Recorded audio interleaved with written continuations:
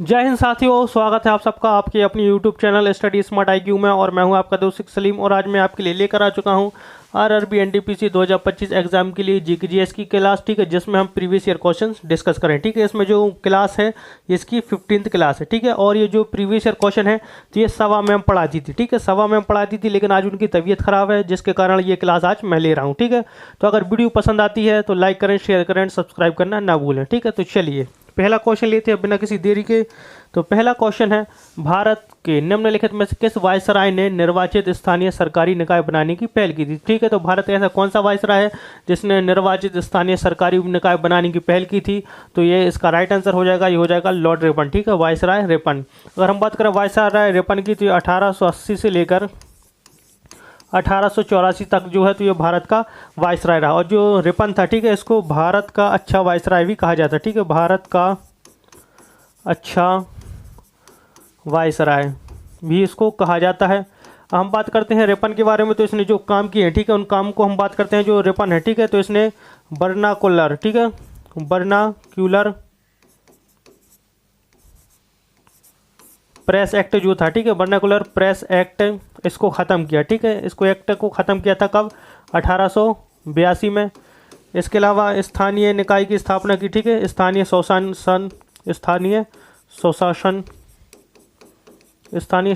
की स्थापना की कब? 1882 में। इसके अलावा इसने जो है तो ये प्रथम कारखाना अधिनियम लेकर आया। प्रथम कारखाना अधिनियम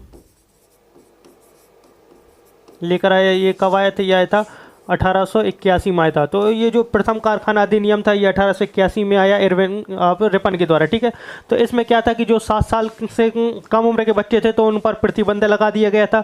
और जो 12 साल तक के बच्चे थे, ठीक है, तो उनके घंटों में जो काम करते थे, ठीक है, उनके कार्यों के जो घंटे होते थे, आवर्स होते थे, उसमें कमी कर दी थी। इसके अलावा अगर आप दिन भर काम भी कराते हैं तो उसमें 1 घंटा जो है तो रेस्ट भी देना होता था। ठीक है, 1 घंटे का रेस्ट भी देना होता था। ये प्रावधान था किसमें?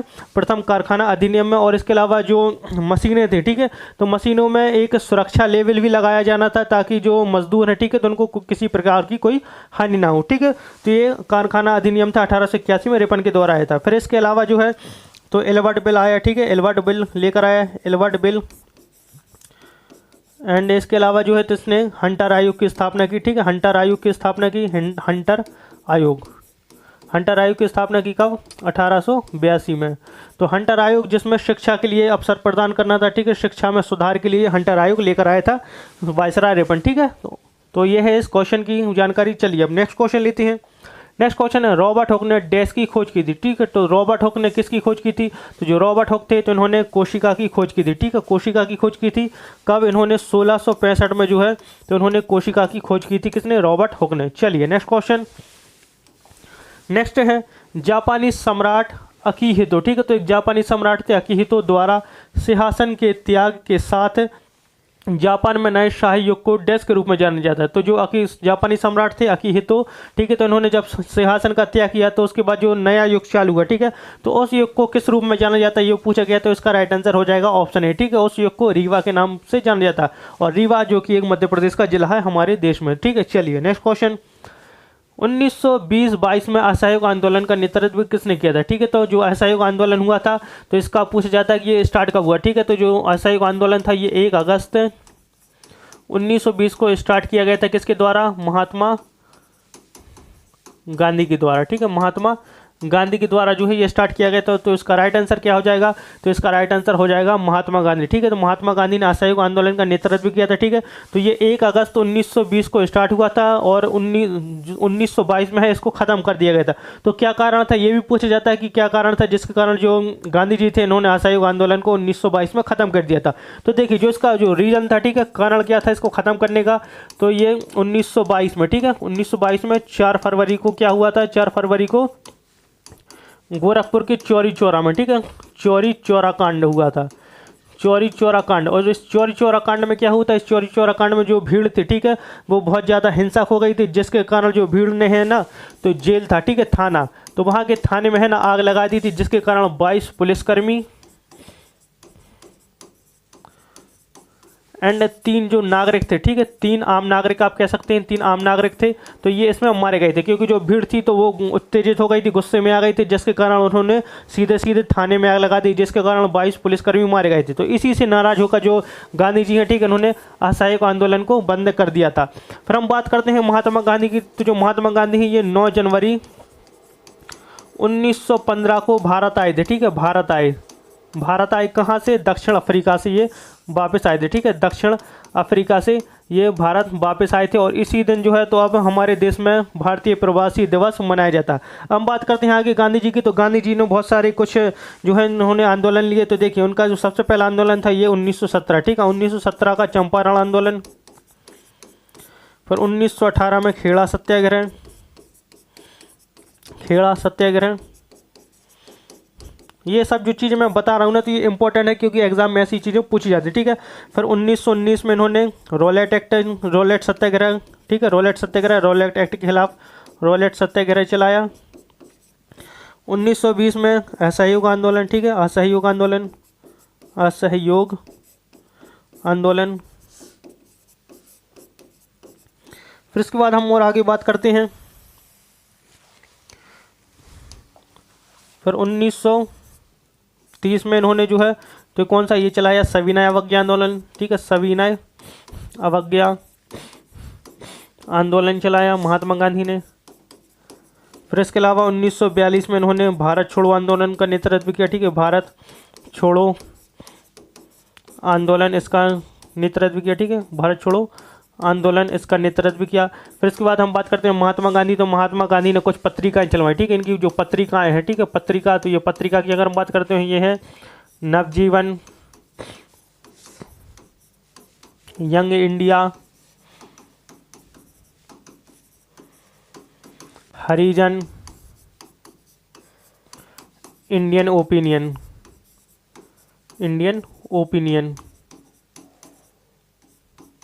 ये कुछ इन्होंने पत्रिकाएं चलवाई महात्मा गांधी ने। फिर इसके अलावा महात्मा गांधी ने कुछ पुस्तकें भी लिखी। तो इनकी जो पुस्तकें हैं तो उनकी पुस्तकें यानी बुक्स की अगर हम बात करें, ठीक है, तो इन्होंने बुक्स जो लिखी हैं तो ये है माय एक्सपेरिमेंट्स विद ट्रुथ, ये किताब लिखी इन्होंने।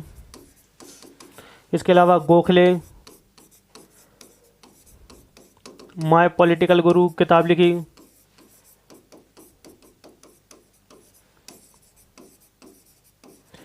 ठीक है, और ये जो है तो ये महात्मा गांधी की किताब है, ठीक है। महात्मा गांधी की एक जो चीज़ है तो ये आईएनसी के अध्यक्ष बने थे, ठीक है, आईएनसी अध्यक्ष बने थे कब? ये 1924 का सेशन था, कहाँ पर? बेलगाम में, ठीक है, बेलगाम सेशन था, इसमें जो है ये आईएनसी के अध्यक्ष बने थे, ठीक है। तो ये है महात्मा गांधी के बारे में। तो मैं ना सारी चीज़ें जो है तो महात्मा गांधी के बारे में आपको यहाँ पर बता दी, ठीक है। तो सविनय अवज्ञा आंदोलन जो असहयोग आंदोलन है तो ये किसके नेतृत्व में? तो इसका राइट आंसर क्या हो जाएगा? महात्मा गांधी, ठीक है, महात्मा गांधी। चलिए नेक्स्ट क्वेश्चन लेते हैं, आगे बढ़ते हैं। नेक्स्ट है निम्नलिखित में से भारत की दूसरी सबसे बड़ी नदी कौन सी है? ठीक है, तो भारत की दूसरी सबसे बड़ी नदी तो ये कौन सी है? तो देखिए अगर हम बात करें गंगा नदी की तो ये भारत की सबसे बड़ी नदी है, ठीक है, भारत की सबसे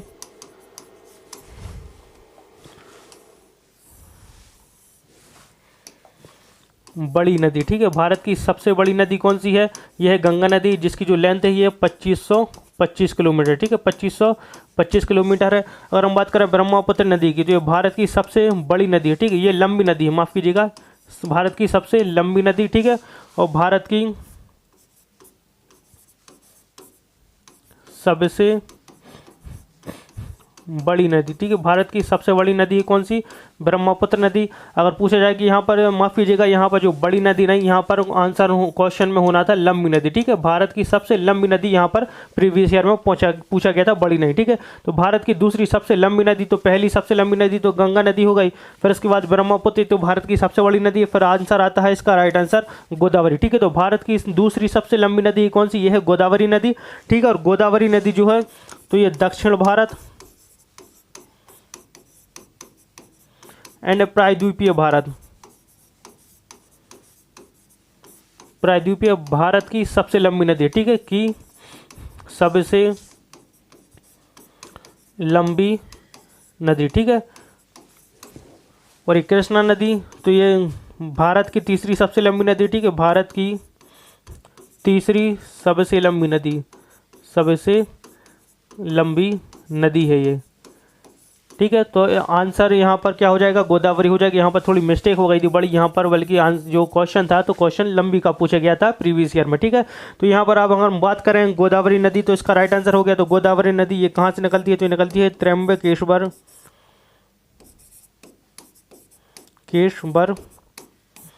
नासिक महाराष्ट्र से ये निकलती है, ठीक है। नासिक महाराष्ट्र से ये निकलती है। और जो गोदावरी नदी है इसको अन्य नामों से जाना जाता है, जैसे दक्षिण गंगा, बूढ़ी गंगा एंड वृद्ध गंगा, इन नामों से जो है तो इस नदी को जाना जाता है गोदावरी नदी, जो कि भारत की दूसरी सबसे लंबी नदी है, ठीक है। और क्वेश्चन है निम्नलिखित में से कौन सा फुटलोज उद्योग का उदाहरण, तो फुटलोज उद्योग का उदाहरण है तो ये कौन सा है, तो ये है कंप्यूटर चिप, ठीक है, कंप्यूटर चिप। नेक्स्ट क्वेश्चन लेते हैं।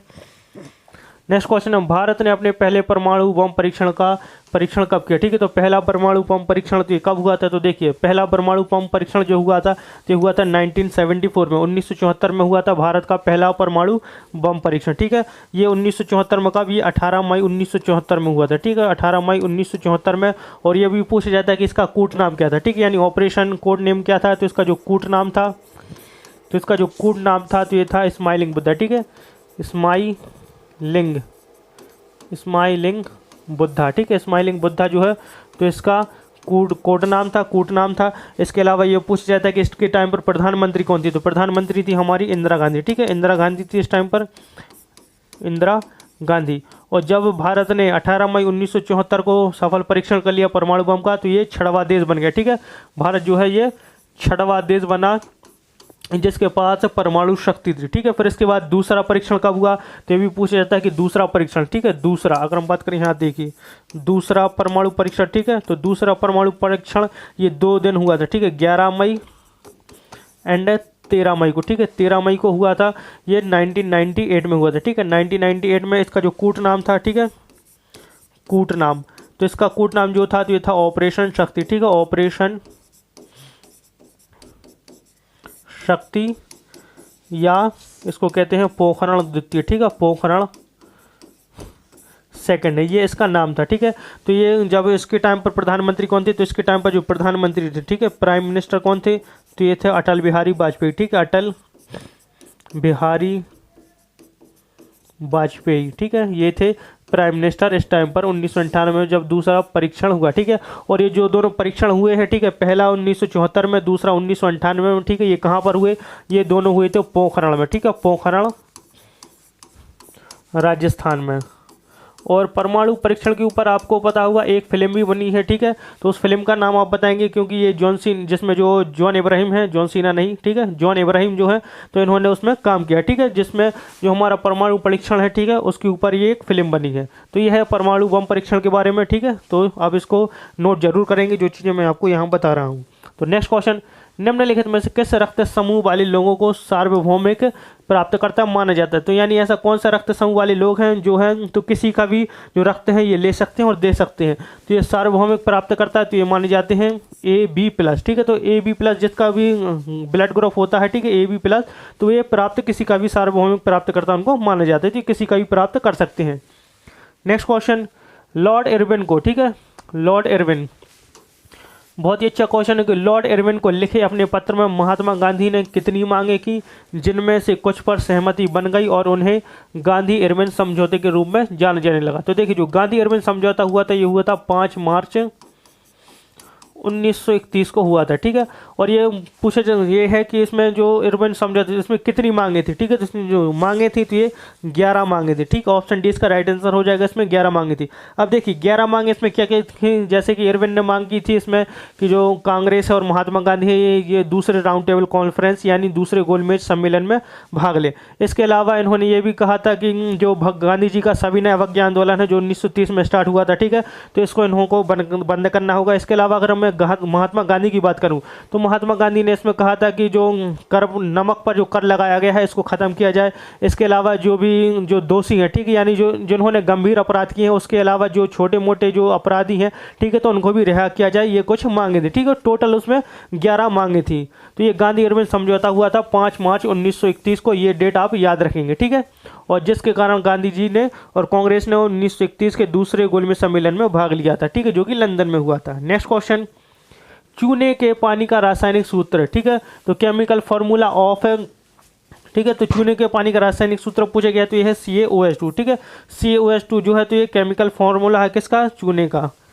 नेक्स्ट क्वेश्चन, माधवी कुट्टी नामक कलम, ठीक है, तो माधवी कुट्टी नामक कलम का प्रयोग किस प्रसिद्ध लेखक ने किया था, तो ये किसने किया था, तो ये माधवी कुट्टी नामक कलम का प्रयोग किया था कमला दास ने, ठीक है, कमला दास। चलिए नेक्स्ट क्वेश्चन, नेक्स्ट क्वेश्चन है, कांग्रेस के किस अधिवेशन में स्वराज्य की प्राप्ति का आह्वान किया गया था, तो कौन सा अधिवेशन था कांग्रेस का जिसमें जो है तो स्वराज की प्राप्ति का आह्वान किया गया था, ठीक है। अगर हम बात करें थोड़ी सी कांग्रेस की, ठीक है, तो कांग्रेस की स्थापना कब हुई थी, ये हुई थी 1885 में, ठीक है, 1885 में हुई थी, किसके द्वारा की गई थी, ये की गई थी एओ ह्यूम ने जो है तो इसकी स्थापना की थी, ठीक है, एओ ह्यूम ने जो है इसकी स्थापना की थी। अब ये पूछा गया कि किस अधिवेशन में स्वराज की प्राप्ति का आह्वान किया गया था, तो ये किया गया था 1906 में, ठीक है, 1906 का जो अधिवेशन हुआ था कांग्रेस का, ये कहाँ पर हुआ था, ये हुआ था कलकत्ता में। कहाँ पर हुआ था, ये कलकत्ता में हुआ था, ठीक, और उसमें जो अध्यक्ष थे तो ये थे दादा भाई नौरोजी, ठीक है, दादा भाई नौरोजी जो हैं तो ये इसके अध्यक्ष, ठीक है, अध्यक्ष थे 1906 के कलकत्ता अधिवेशन में।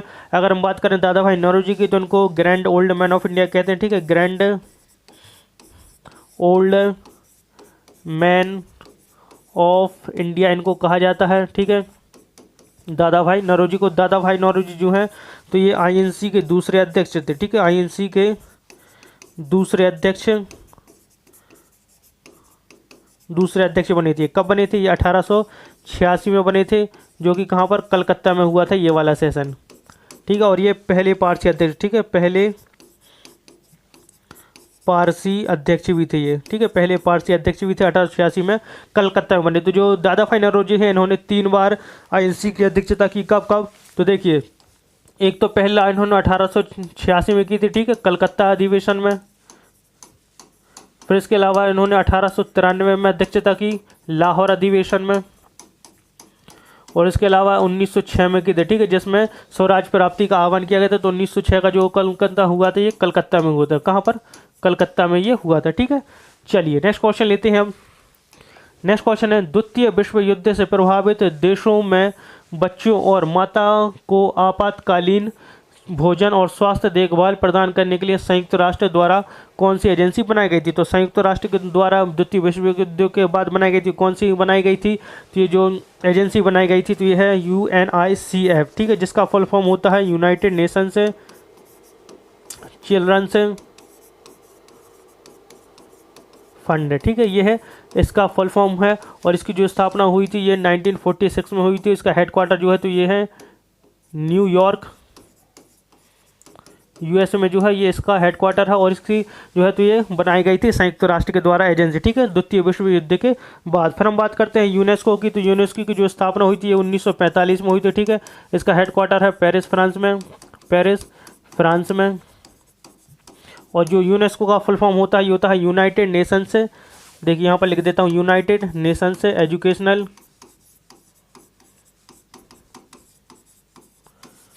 Educational scientific and cultural organisation, ठीक है, ये होता है इसका फुल फॉर्म यूनेस्को का। फिर इसके बाद हम बात करते हैं IMF की, ठीक है, तो IMF की जो स्थापना हुई थी 1944 में हुई थी। कहाँ पर है इसका हेडक्वार्टर, यह है वॉशिंगटन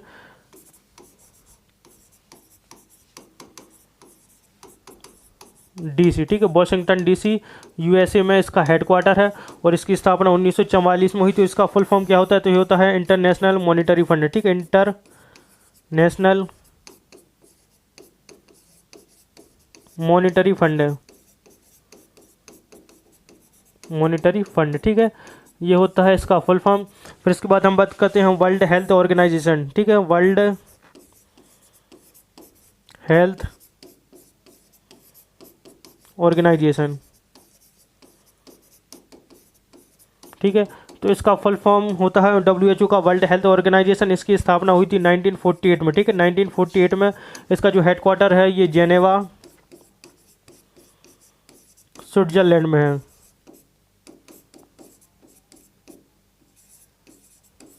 ठीक है, ये है इसके बारे में। ठीक है, तो ये है क्वेश्चन का पूरा पोस्टमार्टम। तो हम यहाँ तो पूरा पोस्टमार्टम ही करते हैं इस तरीके से। चलिए नेक्स्ट क्वेश्चन, रूहर क्षेत्र डैश का सबसे महत्वपूर्ण औद्योगिक क्षेत्र है। तो रूहर क्षेत्र कहाँ का सबसे महत्वपूर्ण औद्योगिक क्षेत्र है?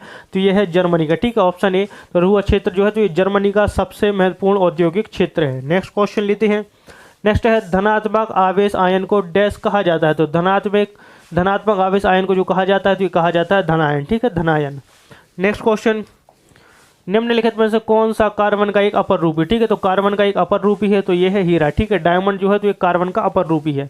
नेक्स्ट क्वेश्चन, विश्व का सबसे व्यस्त समुद्री मार्ग कौन सा है? तो विश्व का सबसे व्यस्त समुद्री मार्ग जो है तो इसका राइट आंसर हो जाएगा उत्तरी अटलांटिक समुद्री मार्ग। ठीक है, उत्तरी अटलांटिक महासागर जो समुद्री मार्ग है ये विश्व का सबसे व्यस्त समुद्री मार्ग है। नेक्स्ट क्वेश्चन, श्वसन तंत्र से संबंधित विभिन्न रोग किस प्रकार के प्रदूषण के कारण होते हैं?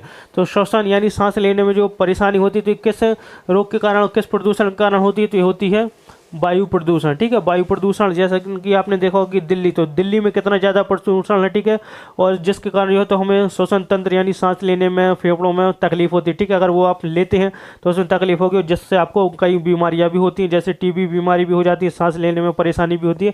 तो ये श्वसन तंत्र से संबंधित रोग हैं जो कि वायु प्रदूषण के कारण होते हैं। और हमारे देश की जो कई राज्य ऐसे हैं और कई जिले ऐसे हैं जहाँ पर जो है तो वायु प्रदूषण बहुत ज़्यादा है, जैसे कि दिल्ली है। नेक्स्ट क्वेश्चन, कंप्यूटर पर दूरस्थ लॉगिन की सुविधा क्या है? तो कंप्यूटर पर दूरस्थ लॉगिन की संख्या जो सुविधा है तो इसको कहते हैं टेलनेट। ठीक है, telnet, option C. Next question, Bharat में संयुक्त राष्ट्र संघ के कितने संगठन हैं? तो संयुक्त राष्ट्र संगठन, ठीक है, यानी यूनाइटेड नेशंस की बात हो रही, तो इसके कितने संगठन हैं? तो भारत में जो इसके संगठन है तो ये हैं 26 संगठन। ठीक है, 26 संगठन है इसके। तो ये थे हमारे आज की क्वेश्चन आरआरबी एनटीपीसी की, जिसमें हमने प्रीवियस ईयर क्वेश्चन डिस्कस किए। ठीक है, तो आई होप आपको हमारी ये वीडियो पसंद आई होगी। तो अगर वीडियो पसंद आती है तो लाइक करें, शेयर करें, सब्सक्राइब करना ना भूलें। एंड आई होप कल तक जो मैम है सभा में उनकी तबीयत बिल्कुल ठीक हो जाएगी। ठीक है, तो वो कल परसों से आपकी जो क्लास है वो कंटिन्यू करेंगे। ठीक है, तो मिलते हैं आपसे अगली वीडियो में, तब तक के लिए good night, goodbye, thank you.